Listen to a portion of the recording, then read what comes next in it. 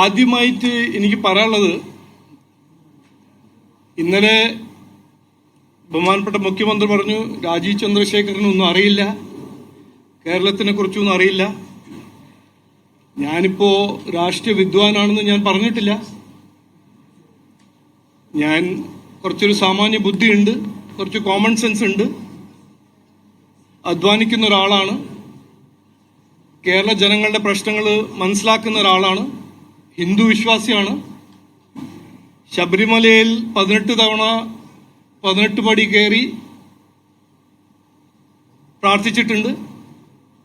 അപ്പോൾ ശബരിമലയെ കുറിച്ചും മറ്റേ 2-3 കാര്യങ്ങളെ കുറിച്ച് എനിക്ക് കുറച്ച് ഒരു നോളജ് ഉണ്ടെന്ന് ഞാൻ ആദ്യം പറയാൻ ആഗ്രഹിക്കുന്നു. മുഖ്യമന്ത്രിന്റെ പോലെ ഒരു വിദ്വാൻ ആവാൻ എനിക്കൊരു താല്പര്യമില്ല. കാൾ മാർക്സും ദാസ് ക്യാപിറ്റലും വായിച്ച് പഠിച്ച് ഒരു കമ്മ്യൂണിസ്റ്റ് വിദ്വാനാവാൻ എനിക്കൊരു ആഗ്രഹമില്ല. പക്ഷെ വികസിത കേരളം, നമ്മുടെ ഒരു പുതിയൊരു ഭാവി സൃഷ്ടിക്കാൻ ഒരു കാഴ്ചപ്പാടും അതെല്ലാം എൻ്റെ അടുത്ത് കൃത്യമായിട്ട് ഉണ്ടെന്ന് ഞാൻ ഇന്ന് കൃത്യമായി പറയാൻ ആഗ്രഹിക്കുന്നു. ഇന്നലെ ബഹുമാനപ്പെട്ട മുഖ്യമന്ത്രി 5 ഇഷ്യൂസ് മുമ്പോട്ട് വെച്ചു. അത് പറഞ്ഞത് അയ്യപ്പ സംഗമം 8 സെപ്റ്റംബറിൽ വരാൻ പോകുന്ന അയ്യപ്പ സംഗമത്തിനെ കുറിച്ചാണ് അദ്ദേഹം പറഞ്ഞത്. ആദ്യം അദ്ദേഹം പറഞ്ഞു, ഇതൊരു റെസ്പോൺസ് ആയിരുന്നു അദ്ദേഹത്തിന്റെ. ഞങ്ങൾ പാർട്ടി, ഞാൻ ഒരു 4 ദിവസം മുമ്പ് ഒരു പോസ്റ്റ് ഇട്ടു, ഞങ്ങളുടെ അഭിപ്രായം.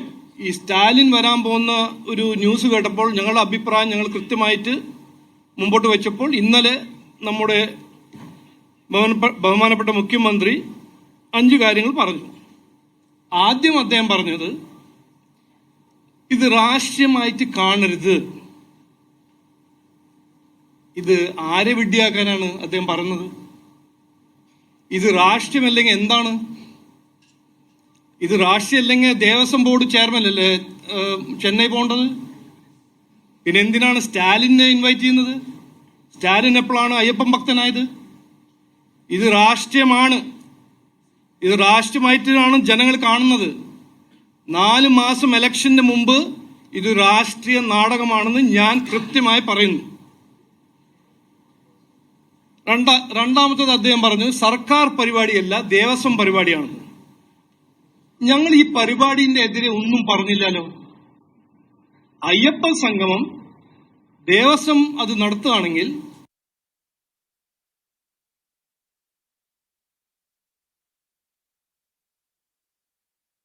ശബരിമലയിൽ ഒരു അടിസ്ഥാന സൗകര്യം ചെയ്യാത്തൊരു ദേവസ്വം, ഭക്തന്മാർക്ക്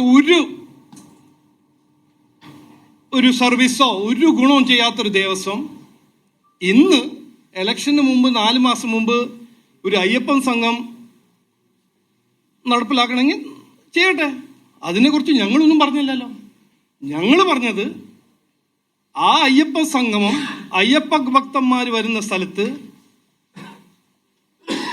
ഹിന്ദുവിന്റെ എതിരെ ഹിന്ദു വൈറസ് ആണെന്ന് പറഞ്ഞ DMK സ്റ്റാലിനും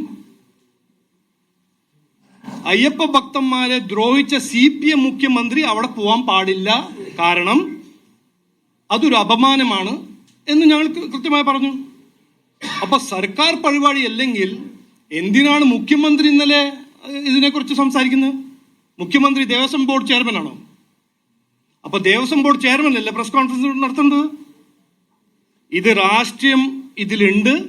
ഇത് സർക്കാർ പരിപാടിയാണ്. ഇതിൽ ആർക്കും ഒരു സംശയവും ഇല്ല. മുഖ്യമന്ത്രി ഇതിനെ വേറെ ഡയറക്ഷനിൽ കൊണ്ടുപോകാൻ മനഃപൂർവ്വം ജനങ്ങളെ വെട്ടിയാക്കാൻ നോക്കരുത്. പിന്നെ മുഖ്യമന്ത്രി പറഞ്ഞു, ഇത് ആരാധനയുടെ ഭാഗമാണെന്ന്. ഞാൻ എല്ലാ ബഹുമാനത്തോടും പറയുന്നത്, മുഖ്യമന്ത്രി ഒരു ദൈവവിശ്വാസിയല്ല. മുഖ്യമന്ത്രി ഒരു നാസ്തികനാണ്.